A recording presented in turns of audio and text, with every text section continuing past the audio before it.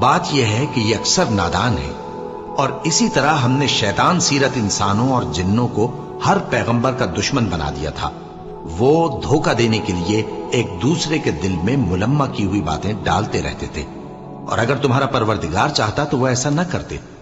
سو ان کو اور جو کچھ یہ افترا کرتے ہیں اسے چھوڑ دو۔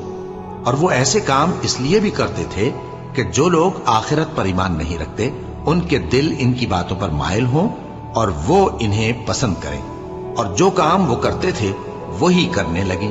کہو کیا میں اللہ کے سوا اور منصف تلاش کروں، حالانکہ اس نے تمہاری طرف صاف مضامین والی کتاب بھیجی ہے، اور جن لوگوں کو ہم نے کتاب یعنی تورات دی ہے وہ جانتے ہیں کہ یہ تمہارے پروردگار کی طرف سے برحق نازل ہوئی ہے۔